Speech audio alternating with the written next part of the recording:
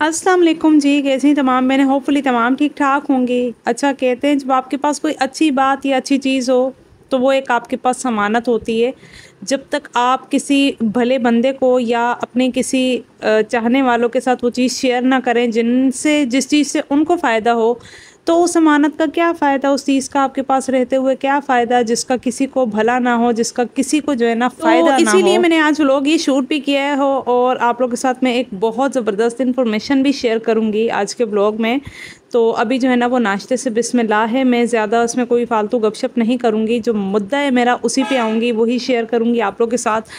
अच्छा जी, परेशानियाँ, गम, फ़िक्रें, ये जो है ना अब ज़िंदगी का वो हिस्सा बन चुकी हैं जो लाइक जैसे हमारी वेन्स होती हैं हमारी बॉडी में, हम हर वक्त किसी ना किसी बात पे परेशान रहते हैं। कोई छोटी से छोटी चीज़ भी ना हमें हर्ट कर जाती है, परेशान कर जाती है। अगर आप लोग सुबह में ठीक ठाक उठ जाते हैं तो शाम तक कोई ना कोई ऐसी प्रॉब्लम्स होती हैं जिस पे आपको जो है ना वो रात भर नींद भी नहीं आती। तो इस चीज़ से तो सारी ख़वातीन एग्री करती होंगी कि ये चीज़ें हमारी ज़िंदगी में अब इतना ज़्यादा जो है ना वो ग्रोन कर चुकी हैं कि इससे छुटकारा हमें सिर्फ़ और सिर्फ़ अल्लाह पाक ही दे सकते हैं। जो भी बात आप लोगों के साथ शेयर करूँगी, जो भी चीज़ शेयर करूँगी, आप लोगों ने भी सदक़े जारिया समझकर उसको आगे शेयर करना है, तभी उसका फ़ायदा होता है। आई रिमेंबर जब मेरी लाइफ़ में एक प्रॉब्लम आई थी और वो प्रॉब्लम काफ़ी ज़्यादा मेजर प्रॉब्लम थी, जिसे मैं यहाँ पे डिस्क्लोज़ नहीं कर सकती हूँ। सिंपल वे में आपको ये बताऊँगी, अगर आप लोग हैं रिस्क की फरागी चाहते हैं या आप लोग अपने औलाद के नसीब के लिए परेशान हैं, क्योंकि बहुत सारी माएँ ऐसी होती हैं जो अपनी बेटियों और बेटों दोनों के नसीब के लिए परेशान होती हैं। आजकल बेटियों और बेटों दोनों के नसीब जो है ना वो अक्सर औक़ात ठंडे पड़ जाते होते हैं। शायद हम लोग ज़िंदगी की दौड़ में इतनी परफेक्शन चाहते हैं कि हम लोग इस चीज़ का अंदाज़ा ही नहीं लगा सकते कि वक्त बहुत तेज़ी से गुज़रता है। वक्त किसी का इंतज़ार नहीं करता। तो पहले तो कोशिश किया करें कि अगर कोई अच्छा रिश्ता आपकी बेटी या बेटे के लिए आपको मुनासिब लगे तो ज़्यादा सोचा मत करें कि आया ये कितना कमाता है, आया इसकी फ़ैमिली में कौन-कौन है। अच्छी चीज़ें देख लें, जो एक मेजर चीज़ें होती हैं जो अल्लाह पाक ने कुरान पाक में भी जो है ना वो बताई हुई हैं, जिस चीज़ को अल्लाह पाक ने की है। बाकी जो है ना वो उनके नसीब आप उनको कभी भी नहीं दे सकते, ठीक है? वो आप सिर्फ़ और सिर्फ़ दुआओं की सूरत में उनको दे सकते हैं, अपने बेटे को भी, अपनी बेटी को भी। तो अगर फिर भी आप लोग का ये कोई ऐसा मसला हो, तो जो वज़ीफ़ा मैं आप लोगों को बताऊँगी आप लोगों ने वो करना है। इंशाअल्लाह आपको फ़ायदा होगा यकीन के साथ। उम्मीद की जब बात आ जाती है ना, उम्मीद सिर्फ़ और सिर्फ़ इंसानों से लगाई जाती है और यकीन जो होता है ना वो अल्लाह पाक पर होता है।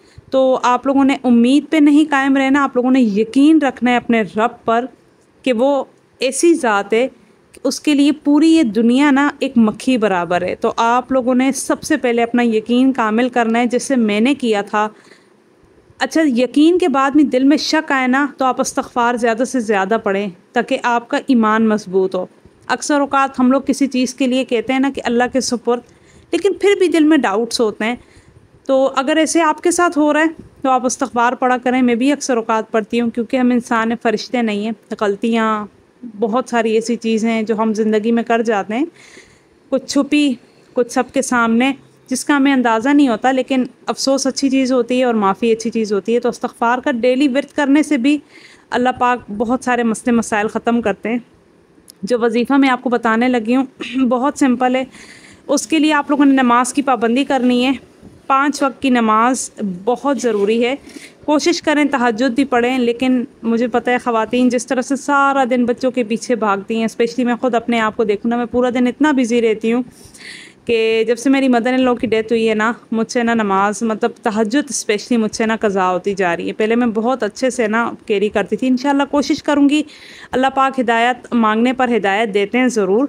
तो कोशिश करूँगी इंशाअल्लाह, आप सबके लिए भी दुआ करूँगी, आप लोगों ने भी मेरे लिए करनी है कि मुझे अल्लाह पाक फिर से तहज्जुद गुज़ार बनाए। और फ़जर, ज़ोहर, असर, मगरिब, इशा की नमाज़ लाज़मी पढ़नी है। और बहुत सारी बहनें इस चीज़ का कोई अगर आपको कोई क्वेश्चन हो मेरे वज़ीफ़े से रिलेटेड या आप लोग को कोई टाइमिंग लगे तो आप मुझसे ज़रूर पूछ सकती हैं। पेपर है तो आप वो भी साथ रख लें, उस पे लिख लें। सबसे पहले आपने क्या करना है, असर की नमाज़ पढ़नी है। कोशिश करें वक्त पे पढ़ें असर की नमाज़।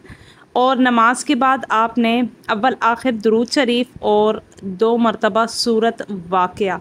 सूरह वाक़िया के बारे में आप सबको पता है कि इसके बहुत सारे जो है ना वो ऐसे ऐसे बेनिफिट्स हैं कि हमारी ज़िंदगी के जितने भी मसले मसाइल हैं वो इससे हल हो जाते हैं। आप इसका तर्जुमा पढ़ सकते हैं कुरान पाक में, आप काफ़ी सारी चीज़ें आप लोग को पता लगेंगी सूरह वाक़िया की। पहले तो अल्लाह पाक का पूरा कुरान पाक, कोई एक आयत भी ऐसी नहीं है जिससे कोई फ़ायदा ना हो।